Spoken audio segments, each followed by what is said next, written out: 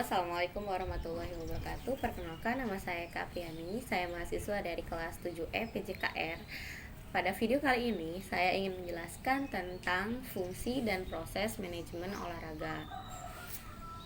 Pada dasarnya, fungsi manajemen dapat dibagi dalam dua bagian, yaitu fungsi organik maupun fungsi anorganik, di mana fungsi organik ini harus ada. Jika tidak dijalankan, menyebabkan ambruknya manajemen itu sendiri. Kedua, fungsi anorganik, yaitu fungsi penunjang, di mana jika tersedia maka manajemen akan lebih nyaman dan efektif. Fungsi menurut Fayol adalah 1. Perencanaan, 2. Pengorganisasian, 3. Pemberian komando, 4. Pengorganisasian, 5. Pengawasan. Teori lebih lanjut mengatakan bahwa pada dasarnya orang menyusun sebuah rencana atau pola tentang aktivitas yang akan datang yang terintegrasi. Diperlukan adanya perencanaan yang merupakan sebuah fungsi fundamental dari manajemen. Fungsi perencanaan dan manajemen strategi. Perencanaan yang pada dasarnya adalah penyusunan sebuah pola tentang aktivitas masa yang akan datang yang terintegrasi. Hal tersebut mengharuskan adanya kemampuan untuk meramalkan, memvisualisasikan, dan melihat kehidupan yang dilandasi dengan tujuan tertentu.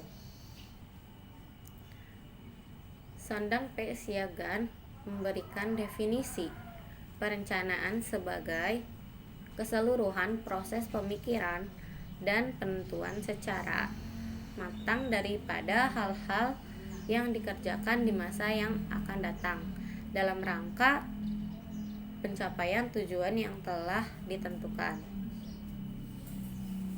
Perencanaan dibagi dalam dua bagian, yaitu perencanaan administratif dan perencanaan manajerial.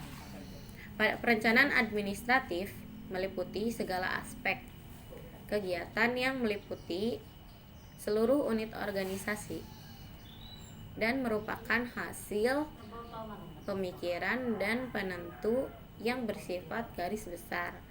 Sementara perencanaan manajerial bersifat departemental dan operasional serta bersifat lebih khusus dan terperinci. 1. Ragam perencanaan. Salah satu ciri yang menandai ragam perencanaan adalah waktu. Yang pertama, perencanaan jangka pendek yang biasanya mencangkup waktu kurang lebih dari 1 tahun. 2. Perencanaan jangka menengah yang meliputi waktu 1 tahun lebih namun kurang dari 5 tahun. 3. Perencanaan jangka panjang yang meliputi waktu lebih dari 5 tahun. 2. Keuntungan perencanaan. Berbagai keuntungan dapat diperoleh oleh manajer dengan adanya perencanaan. Salah satunya adalah para manajer dapat lebih banyak waktu dan upaya guna melaksanakan tugasnya. Selain itu, perencanaan dapat menimbulkan berbagai hal sebagai berikut. Yang pertama, perencanaan dapat menimbulkan aktivitas teratur yang ditunjukkan ke arah pencapaian sasaran. Kedua, adanya perencanaan dapat menunjukkan perlunya perubahan di masa akan datang. 3. Perencanaan menjawab pertanyaan-pertanyaan. 4. Perencanaan memberikan suatu dasar atau landasan untuk melakukan pengawasan. 5. Perencanaan mendorong orang memberikan prestasi sebaik mungkin. Keenam, perencanaan memaksakan orang untuk memandang perusahaan secara menyeluruh. Pernyataan visi menguraikan pernyataan bahwa kita berusaha keras untuk mengatur pengharapan, mencapai hasil kerja.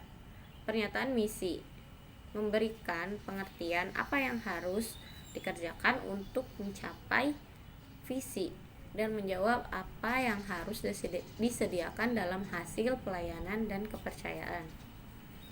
Menyusun suatu perencanaan strategi yang pertama yaitu menghasilkan suatu dokumen atau seperangkat dokumen yang akan mendefinisikan misi, maksud, dan tujuan yang akan dicapai dan dievaluasi. Kedua, membuat rencana operasi jangka pendek 1-3 tahun dan jangka panjang 3-5 tahun. Berdasarkan uraian di atas, 3. Menyusun rencana keuangan jangka panjang dan pendek berdasarkan butir 1-3 di atas yang tadi saya sebutkan. Susunan waktu yang tepat untuk penyelesaian rencana. 2. Lakukan analisis pemangku kepentingan stakeholder, misalnya konsultasi dengan setiap orang atau institusi yang memiliki sumber daya atau dipengaruhi oleh keputusan antara lain yaitu penyandang dana, anggota organisasi olahraga, pemerintahan masyarakat untuk kesehatan, pendidikan yang berbadan hukum, serta agen internasional. 3. Rancangan pernyataan misi. 4. Membuat perkiraan eksternal. Yang kelima, lakukanlah penilaian internal dari kekuatan dan kelemahan. Menyusun suatu rencana bisnis yaitu meringkas hakikat, misi, dan maksud serta tujuan untuk masa mendatang. Suatu rencana bisnis umumnya terdiri dari suatu pernyataan dan maksud atau misi dari bisnis, yaitu maksud dan tujuan. Suatu uraian bisnis, market, produk, persaingan, lokasi, fasilitas, manajemen, dan personal. Isi dari suatu rencana bisnis yaitu yang pertama pendahuluan, kedua ringkasan eksekutif, 3 market, 4 produk, kelima produk dan servis, kelima strategi pemasaran, keenam penjualan dan pendistribusian, ketujuh kompetisi, 8 operasi, 9 manajemen dan organisasi, 10 implementasi proyek keuangan, 12 resiko, 13 lampiran, ke-14 sumber dan informasi untuk rencana strategi. Ke unit 1 dari bisnis akan meringkas bagaimana unit ini akan mencapai tujuannya yang diringkas dalam perencanaan bisnis.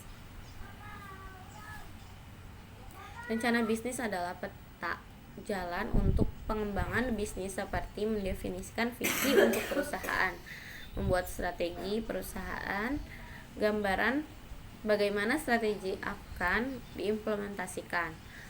Maksud eksternal perencanaan bisnis seringkali menggunakan metode informasi perusahaan kepada pihak luar seperti sumber daya, uang yang potensial, dan personil kunci yang sedang direkrut. Perencanaan strategik. Beberapa pandangan. Yang pertama, pengertian visi dan misi menurut Lewis dan Smith tahun 1994. Visi adalah suatu pernyataan tentang gambaran keadaan dan karakteristik yang dicapai oleh suatu lembaga pada di masa yang akan datang. Pernyataan revisi tersebut selalu berlaku pada semua kemungkinan perubahan yang mungkin terjadi, sehingga suatu visi hendaknya mempunyai sifat fleksibel. Pernyataan yang hendaknya dipenuhi oleh suatu pernyataan visi pertama berorientasi pada masa depan, 2 mengekspresikan kreatif dan memberikan klarifikasi bagi manfaat lembaga serta tujuannya. Misi adalah pernyataan tentang apa yang dikerjakan oleh lembaga dalam usahanya mewujudkan visi misi. Misi merupakan suatu yang nyata untuk dituju serta dapat pula memberikan petunjuk garis besar cara pencapaian visi. Mendefinisikan pernyataan visi. Pernyataan misi memberi pelayanan sebagai suatu dasar untuk proses perencanaan strategik dengan dan memberikan pengarahan untuk masa yang akan datang. Dan oleh Hill dan Jones tahun 1989. Mungkin itu saja yang dapat saya sampaikan, kurang lebihnya mohon dimaafkan. Wassalamualaikum warahmatullahi wabarakatuh. Bye bye.